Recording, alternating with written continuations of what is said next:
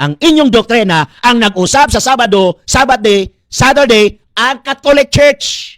Gibalhin nga tos Domingo. Why do we observe Sunday instead of Saturday? We observe Sunday instead of Saturday because the Catholic Church transferred the solemnity from Saturday to Sunday. Tungod kay ang Catholic Church nagbalhin sa pagkabalaan sa Sabado ngadtos Domingo. Giangkon sa ilang simbahan nga sila'y nagbalhin dili si Jesus Christ. Ang question, pwede ba i-transfer sa simbahang Katolika ang solemnidad sa pagsaulog sa adlaw ipapahulay ngadto sa adlaw Domingo nga maunang adlaw sa Ginoo? So kini mga higalog maigsuon uban ni kuninyo sa paghatag og gamayng reaksyon ug pagpaklaro mahitungod sa argumento sa tong higala nga pastoy sa Seventh-day Adventist, pastoy and defensor sa pagtuo sa Iglesia Adventista de la Septimo Dia. So kini nga tawag ini nga punto ato ang tagaan og pagklaro ug naabay otoridad ang Iglesia Katolika Apostolika Romana sa pagtransfer o sa pag-substitute sa gitawag og solemnity sa Sabbath day paadto dito sa gitawag og solemnity sa Lord's Day. Remember, kung may tag transferred the solemnity, ang buti pasabot di kasaulugan, ang celebration, kung baga. Nga naman, tungod sa hinungdan, nga ang simbahang Katolika, dili siya mao ang Judaism. So kung new religion, new set of worship or new day of worship ang kinahanglan i-implement. Pero ang point, ang moral principle that the word worship wala matanggal sa Iglesia Katolika Apostolika Romana o wala giusab sa Iglesia Apostolika Romana. So kung mingon taog tawag ining Sabbath, so nagapunting ka na sa gitawag og worship. Pero ang gitawag og approach is duha ang approaches or implementation. Number one is na ay gitawag og Jewish implementation, na apoy gitawag og Christian implementation. So kanang duha ka gitawag og implementation is kinahanglan makabalo ta. Ngano kung di ta makabalo, magpataka lang ta og yawit, and at the same time posible nga ato ang giyawitan, ang ato ang giistoryahan wa kabaho mahitungod sa gitong pagtuo, mailad aning atong mga higala nga mga dili Katoliko. So karon, sa Jewish worship, ang ilahang gitawag og Sabbath day is seventh day nga natunong sa ato ang kalendaryo og Saturday. Saturday, or sa Spanish, actually ang word manggod nga Saturday from the Latin word Dies Saturni. Pasabot adlaw ni Saturno. Mabitaw sa Spanish, ang translation niya sa Sabbath day, dili tawag ining Dies Saturno, or sa Latin na, dili Dies Saturno, kung dili Sabado. Ang buti pasabot that refers to the Sabbath. So kanang word nga Sabbath, general term na, ang buti pasabot day of rest or complete rest. Nga naman, kay gi-consecrate nimo ang imong adlaw to worship God. Sa karon, kining maong gitawag og Sabbath, kung ato ang tawag ang tan-awon, pinakaunang nag-implement ni ining maong balaod sa Sabbath ang mga Hudyo. Kasi naman ang gitagaan sa Ginoong Dios ni anang maong subuah. Og dili nato na ikalimod, og dili na ikasupak si bisan kinsang mga relihiyon sa tibuok kalibutan para sa gitawag mga Hudyo.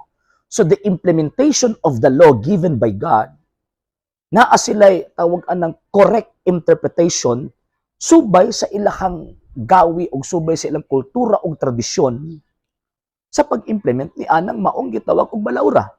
So, in what way po ba ang tawag ng ilang implementation? Tungod kay naulipon sila sa Egypt for 430 years, so ang gipili nila nga adlaw sa pagpahulay mauning adlaw ikapito kay magsugod ang ilang work sa first day of the week. So kanang first day of the week equivalent na sa ato ang kalendaryo og Domingo. So kay ang counting of days manggod, biblical counting of days in terms of pagkaplag sa adlaw igpapahulay para sa mga Hudyo, kung anos sila nagsugod sa ilang pagtrabaho, mauto ang ilahang sugod sa counting of days. So mo na kung tan-aw na to ang first day of the week nga mautong ilang pagsugod sa pagtrabaho ang ika-7th day ana takdo sa tong kalendaryo og Saturday. Mauna ang sa mga Hudyo mo na ang Biblia nagsulti tawag ining Sabbath day is the Jewish day of worship. So mauna ang kung sa kuan pa ba part sa ceremonial law na kung diin pwede siyang tawag ining ma-amend kung baga. Pwede siyang mausab, pwedeng ma-amend sa competent authority. Okay sa man ang competent authority to change the law of the Sabbath, ang Diyos. Di ba? Ang supak din na. Ang supak. Ang Diyos ang naay competent authority to change the law of the Sabbath. Siyang naay authority ni Ana. So, karon kung ang Diyos ang naay authority to change the law of the Sabbath, question, ang simbahang Katolika ba naa ba siya otoridad? Mo man na ang tawag lang ilahang question na makaingon sila nga ang simbahang Katolika nagbuot-buot. No. Nga naman, kabantay mo sa kaso sa ato ang Ginoong Jesucristo, ang kaso niya atubangan sa hukmanan sa mga Hudyo, blasphemy. Nganong blasphemy man? Tungod kay nakasabot og nakita og dadunggan sa mga Hudyo nga si Kristo iyahang giusab or ginausab ang balaod na giniimplementar sa gitawag og ilahang gobyerno kaniadto, particularly pud usab sa ilang relihiyon. Muna blasphemy nga naman kay ang faith mangud sa mga Hudyo, the only person nga maka-amend sa gitawag og balaod ang Dios ra. Si Kristo nag-amend sa balaod, especially sa pagtuman sa adlawng igpapahulay. Ngano man kay ang Kristo dili subject sa adlawng igpapahulay mo. Bato giingon niya San Marcos kapitulo 2 bersikulo 27 hangtod 28. So, ako ang Ginoo sa adlawng igpapahulay. Dili siya subject sa adlawng igpapahulay. So siya ang magbuot sa adlawng igpapahulay. So therefore, iyahang giangkon or iyahang gipresentar nga naa siya authority to amend the law of the Sabbath. Karon kay naa man siya authority to amend the law of the Sabbath. Asa man ang tawag gikan ng iyang otoridara? Kana nga maong authority gikan na sa iyang amahan kay siya Dios man, di ba? Gikan sa iyang amahan ug kana nga authority why si bisan kinsang gitawag ug makasupak. Mabuto kung nato ang basahon ang balaang kasulatan, ang napulo kasugo gihimong duha. Higugma ang Dios labaw sa tanan sa tibok mong kasing-kasing, sa tibok mong kalag ug higugma ang imong isig katawo sama sa paghigugma sa imong kaugalingon. So kana pagpadayag nga iyang giamend ang 10 commandments. Nagpabilin ang 10 commandments pero iyahang gitawag og giamend. Mga higmigon nato nga mga member sa Seventh-day Adventist, grabe nagwal, kinawala na daw kuno ang word ng Sabbath day dito sa tawag ng Decalogue 10 Commandments. Wala lagi question si Kristo nga ang napul o gihimong duha. Diba? Dito sa duha, wala kay makita dito nga adlaw ipapahulay. So, buti pasabot, si Kristo ana ay katungod sa pag-amend. Wala niya gibungkag ang balaod, pero iyahang gitawag o gi-amend subay sa insakto o tamang interpretation sa balaod nga gihatag sa Dios dito sa Israelita. Tama tong ingon ni Kristo nga mianhi ako dili aron pagbungkag sa balaod kundi ang pagtuman niini. Buti pasabot ang pagfulfill niining maong balaura mo nang iyahang gi-amend o gitudluan ang mga Hudyo unsay tama ang implementation sa gisulti sa Dios sa balaod nga iyang gisulti sa 10 Commandments. So mao man na. So karon. So ang Dios ra ang makausab. Si Kristo kay Dios man, so siya ang gitawag og makausab. Siya ang naay authority to amend the law. Na naman kay siya ang responsableng naghatag ni anang maong sugua dito sa Old Testament pa. So siya ang naay authority to amend that law. So mao na kung tan-aw nato ang perfect amendment na gihatag ni Kristo sa maong balaod sa Old Testament manggod sa Exodus chapter 24 kung wala ko masayop. Exodus chapter 24, ang ilang tawag ining balaod gisilyuhan og dugo. Pag-abot pud usab sa Bag-ong Testamento, si Kristo nagsilyo sa dugo. Nagsilyo sa pinaagi sa iyang kaugalingong dugo. Unsa may gisilyuhan kung wala siya gitawag og gi-amend? Di ba? Unsa may gisilyuhan ni Kristo sa iyang dugo kung wala siya gi-amend nga mga balaod? So gi-amend niya nga balaod, pinaka number 1 kanang gitawag og balaod sa mga Hudyo sa adlawng igpapahulay sa pagsimba. Siya mismo ang perfect na nagtuman sa adlawng igpapahulay. Nga naman, kay pag-abot ni anang adlaw ipapahulay, naa siya complete rest. Naa siya complete silence. Naa siya complete nga paghilom. Na ay kumpletong kalinaw nga wa gyud siya gibuhat completely. Siya mismo nagtuman nga naman katong paglubong niya didto sa lubnganan. Gilubong siya, di ba? Pagkasabado, gilubong siya. So muuto ang tawag anang perfect nga pagtuman sa adlaw igpapahulay. So therefore didto pud nahuman ang balaod sa gitawag og mga Hudyo. Didto pud nahuman. Nga naman, kay gipakita niya nga mao ni ang perfect nga pagtuman sa balaod, complete rest. Complete rest. Pagkabanhaw niya pagka-Domingo, mao na tong panahona ang proclamation na kundiin ang mga apostol misimba kang Kristo anang adlawa. So karon, ang question manggod, asa nagikan ang authority sa simbahang Katolika to amend that law? Actually, dili ang simbahang Katolika ang nag-amend. Igo lang ang simbahang Katolika nagtuman sa gibuhat ni Kristo. Anong gigamit sa katisismo kining the Converse Catechism of Catholic Doctrine, that the Catholic Church transferred the solemnity of the Sabbath from Saturday to Sunday. Nga naman tungod kay ang authority nga iyang gibulitan dili iya. Pag may Catholic Church, mo na ang lawas ni Kristo. Si Kristo mismo nga makita diha sa iyang gitawag og simbahan. O mamulong ng maong simbahan na si Kristo ang mamulong o namulong. Nga naman, Colossians chapter 1 verse 18, si Kristo ang ulo, ang iglesia mo iyahang gitawag og lawas. So, ang maong gitawag amendment pinaagi sa spiritual and visible head. Masigyon nga si Kristo at the time sa iyang gitawag pagtudlo, gituman na. So katong act ni Kristo mao toy act sa simbahan Katolika perfectly. Perfecto nga gitawag og action.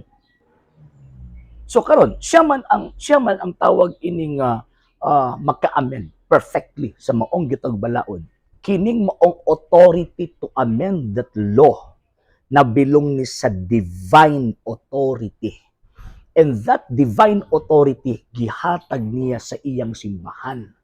St. Matthew chapter 28 verse 17 hangtod sa gitawag og 20. Diba? Ang kagahom sa langit ug sa yuta gihatag kanako. Maong ako nagapadala kaninyo. Lakaw kamo sa tanang katawan sa tibuok kalibutan, paghimo mog mga tinun-an, bautismo sila sa ngalan sa Amahan ug sa Anak ug sa Espiritu Santo. So makita na to na kanang maong gitawag authority iyang gitugyan sa iyang simbahan. May bitaw iyang ubanan, di ba? St. Matthew chapter 28 verse 20, I will be with you always till the end of time. Ingon pa ni San Pablo, si Kristo ang ulo, ang iglesia maoy iyang gitawag lawas. So kung ang simbahan ang namulong, ang Kristo mo'y namulong anak. O tagaan ta magpananglitan ha, na kung unsang aksyon simbahan, si Kristo yun ang tawag anang nitingog or direklamo. O katong pagpangluto si San Pablo sa unang iglesia, o kisa mo naglutos, si San Pablo, kisa gilutos niya ang iglesia. Kisa nihilak, nga niingon, Saulo, nga nung gilutos mo ako, dili man ang iglesia, ang nihilak, ang Kristo man, nga naman kay ang iglesia connected. Connected niya mystically.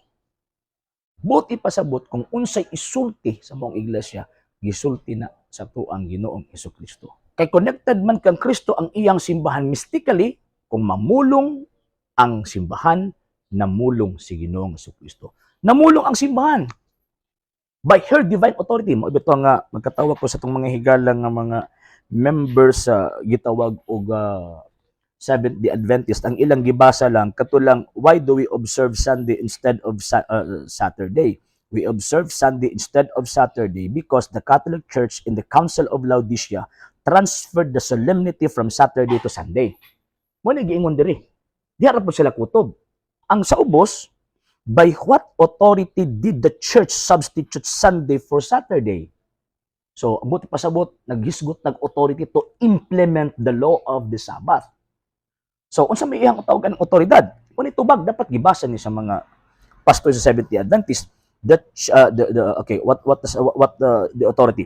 The church substituted Sunday for Saturday by the plenitude of that divine power which Jesus Christ bestowed upon her.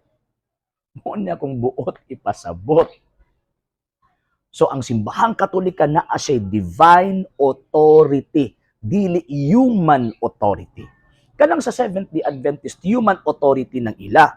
Nga naman, kiwa man sila connection sa divine essence or divine Trinity. Wa man sila connection. Igitukod lang man sila ni Ellen G. White. Ang simbahang Katolika kay na connection sa divine Trinity o sa Santissima Trinidad. So, buti pasabot, ang authority nga gi-implement sa Iglesia Katolika ang Diyos nung otoridad kay siya man ang iglesyang gitukod ni Kristo. So, ang unang ni-amend sa law of the Sabbath, ang naay authority, si Kristo. O niya, ang Kristo ang simbahan, usa. Ephesians chapter 5 verse 23 and Colossians chapter 1 verse 18. So, therefore, tama ang gitudlo sa katisismo nga ang Christian Church dili na tawag ini magsunod sa Jewish implementation of the law of the Sabbath. Nga naman, bago naman siya. O niya, ang Jewish religion, it is a humanly established religion, not a divine institution. Ang Christian Church, usan ka divine institution, kasi Kristo man ang gatukod.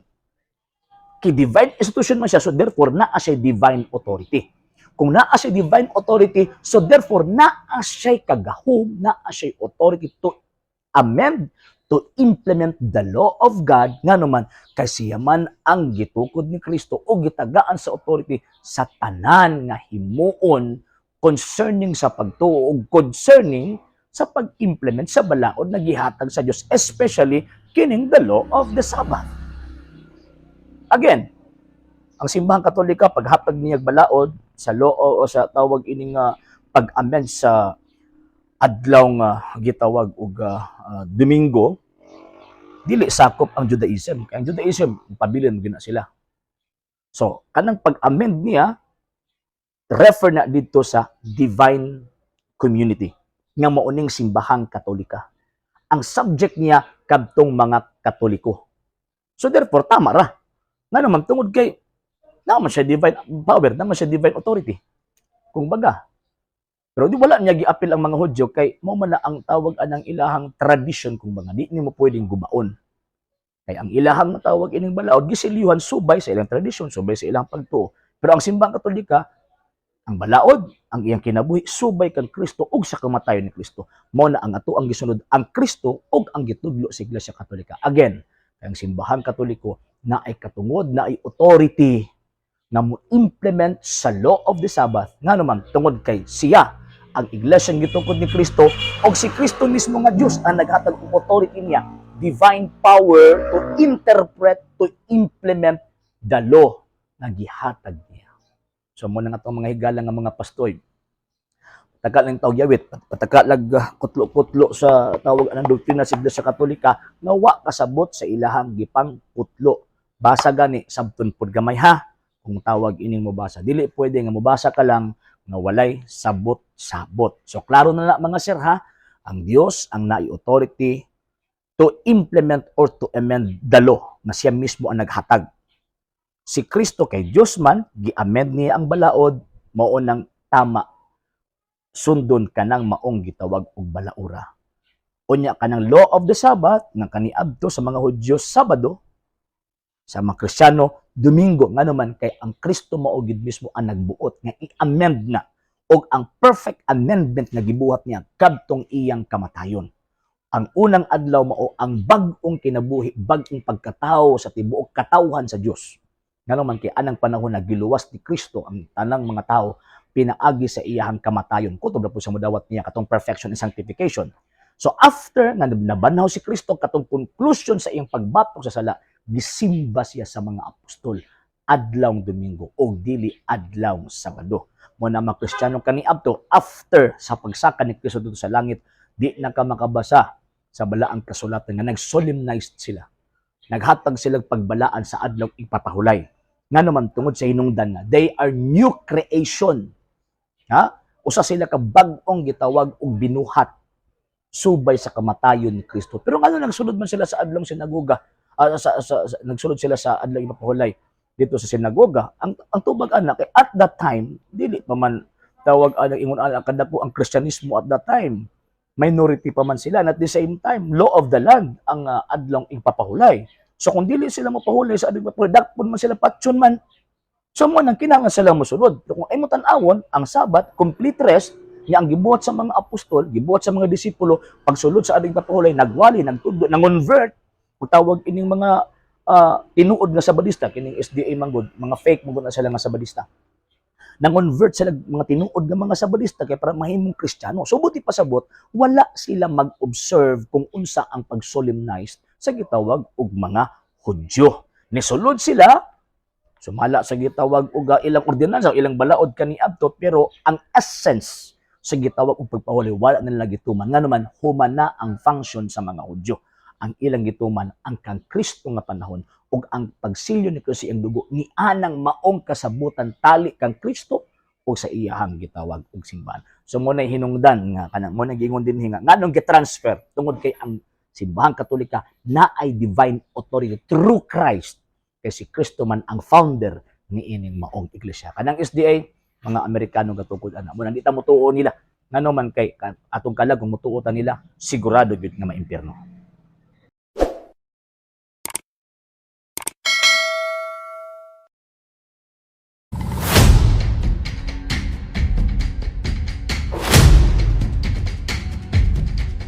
Mayong gabi sa tanan. Challenge alang sa mga CFD, bisan sa mga pare. Di ba? Sa social media, pato kayo ngayong simbahan, mo ay ginapromote ninyo kay mo ipaagi sa kaluwasan. Sa Lucas 23, sa diha sa Kristo gilansang sa cross, adunay duha ka kawatan sa iyang side by side.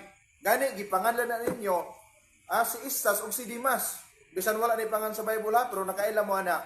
Karon, ang usa nagsigig bugal-bugal. Ang usa pod nagpakimaloy, ingon siya, Lord, remember me when thou comest into thy paradise, or into thy kingdom. Kung sa ingon ni Kristo, today, thou shalt be with me in paradise. Ang pangutana mao ni, ning sulod ba siya og simbahan? Ning tuman ba siya og napulo ka sugo? Nagpaampo ba siya? Or nagpapangaji ba siya? Or nagtuman sa sakramento or unsa ba? Di ba? Karon, kung makaluwas pa inyong simbahan, nganong giuban man to ni Kristo sa iyang paraiso o sa iyang kingdom, nga wala mo tuming sulod og simbahan. Ala, tubaga ko no. Usa ka dako nga binuang ug yaga-yaga nga ato ang i-separate ang Kristo ug ang iyang simbahan. Musugot sa dili, ang Kristo nga simbahan dili gyud na magbulag, unseparable gyud na siya. Ngano man kay according to Saint Paul, Ephesians chapter 5 verse 23, si Kristo ang ulo, ang iglesia mo iyang lawas. Ug si Kristo mismo ang manluluwas sa iglesia nga mao ang iyang lawas. So buti pasabot mga higala ug mga igsuon, kung si Kristo ang manluluwas, so ang simbahan iyahang instrumento nga kung diin makabatunta ni anang maong gitawag og kaluwasan. So mo na moingon ta kita mga Katoliko nga naay relihiyon nga makaluwas o naay simbahan nga makaluwas tungod sa hinungdan nga tungod ni Kristo. Kasi Kristo man ang tinubdan sa kaluwasan. Dili makaluwas ang simbahan kung walay Kristo. Dili makaluwas ang simbahan kung dili si Kristo ang magtukod ni anang mong iglesia. Makaluwas ang simbahan tungod ni Kristo.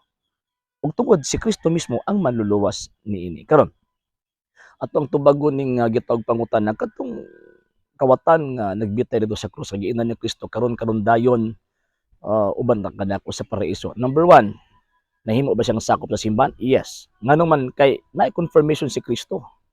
Every time nga motuo ka kang Ginoong Kristo, pagdawat ka na ngadto kaniya og pahayag ka na nga giadmitan ni Kristo ang maong gitawag og kalag mamahimong sakop sa iyang mistikong lawas nga maong iglesia. Ug usa sa mga entrada ni ining mong iglesia mao ang gitawag og bautismo. Karon nabautismohan ba to ang maong gitawag og kawatan? Yes, by way of baptism of His blood. Kaya ang simbang Katolika manggod na manggod tay tulo ka gitawag og pamaagi sa bunyag kanang baptism of desire, baptism of blood ug kining baptism of water. So katong nadawat sa kawatan, kay siyempre namatay man siya. At the same time, giprofess man niya ang iyahang gitawag og pagtuo. So gibayaran niya ang iyahang gitawag og mga kasalanan pinaagi sa iyahang kamatayon o gidawat niya sa Ginoong Kristo. So katong iyang dugo pagpadayag kadto nga tinatawag anang nahimo siyang sakop sa lawas sa ato ang Ginoong Kristo. So mo na una. Number 2, nakadawat ba siya og tawag ng mga sakramento? Yes, by way of baptism of blood. O pwede pa ganyan na segundaan nga baptism of desire. Naa say desire nga mabunyagan na sa tubig pero wala ni higayon tungod kay gilansang naman siya. Nagpaampo pa siya? Yes. Nganuman kay kung imong tan-awon good, nagampo siya atubangan na Ginoong Kristo kay nagtuo gid siya nga kining moong gitog Kristo makatabang niya. So dili lang kay ang act ni Ginoong Kristo dito intercessor, kung dili ang action ni Ginoong Kristo siya gid ang nag-receive mismo directly sa prayer ni adtong maong gitawag og namatay. So buti pasabot, ang kalainan lang sa normal nga situation kay naa patay higayon nga mangita sa simbahan, napatay higayon nga mudawat ta sa sakramento explicitly, dili by way of blood or dili by way of a desire. So katong maong kawatan ang iyahang nadawat nga mga sakramento or yung nadawat nga gitawag sacraments by his blood. And at the same time, nasakop sa kang Kristo sa mistikong lawas, pinaagi sa iyong pagdawat ng Kristo. And at the same time, ayun, nakadawat og sakramento. And at the same time, yun nagpaampo niya ang nindot pa gyud dito kasi Kristo pa gyud iyang kaatubang naa day gitawag og confirmation. So karon nga panahon, di naman ato makita ang Kristo physically. Kaya ang Kristo nakig-uban sa siyang simbahan spiritually and sacramentally. So asa man to pangitawon si Kristo kanang sa inyong pundok nga gitukod lang og mga Amerikano? O may Kristo din na.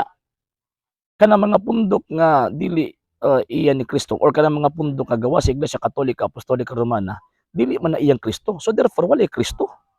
So unsa may maasahan sa tawaan ng inyong pundok? Kalaglagan dili kaluwasan kay kanang inyong founder kamo, dili man kamo ang manluluwas, si Kristo man ang manluluwas, man ang kanang inyong gitukod ayaw nang ipasanggil dito kang Ginoong Kristo. Nga naman tungod kay kanang inyong pundok tao may gatukod, man-made man na. So kanang imong question kung nadawat ba? Naisakop ba katong kawatan simbahan? Yes, mystically. By desire. And at the same time, nakadawat ba sa sakramento? Yes, by baptism of blood and also the baptism of desire. And nagpaampo ba siya? Yes, si Kristo pagyod ang iyang gihangyo. Udaghan pa. Pero ang nahitabot lang dito tungod kay limited ang iyang time tungod kay katong higayuna dito pa siya ni profess sa iyang pagtuo nga himalatyon siya or hapit na siyang matay kay gi-execute man sila. Common sense lang god, common sense ba dili nang puro common, wala na gitawag og sense. So dili ninyo na ma-aplikar sa karon nga presenteng panahon nga naang simbahan, na ang iglesia gitukod ni Kristo, na ang mga sakramento nga si Kristo mismo ang gatukod ni ana. And at the same time, naa ang hierarkiya na gitugyan ni Kristo kaya para mo dumala siyang iglesia nga dili gid mawala nining maong kalibutan na kayang iyang katuyuan kaluwasan man. So mo na nga ayon na i-justify nga aron mamahimong mong tama sa inyohang binutbot nga gitawag og sekta. Nagpabilid ang iglesia gitukod ni Kristo nga naay mga sakramento and at the same time magtinabangay sa pag-ampo, especially katong mga pag-ampo sa mga santos kana sa langit nga pwede lang iampo ang mga buhi pa niining kalibutan ng sakop sa simbahan. Katong mga naa sa gawa simbahan o mo'y labot sa pag-ampo kay dili man mo kabahin sa lawas ni Ginoong Kristo. Kabahin siguro mo dito sa lawas demonyo.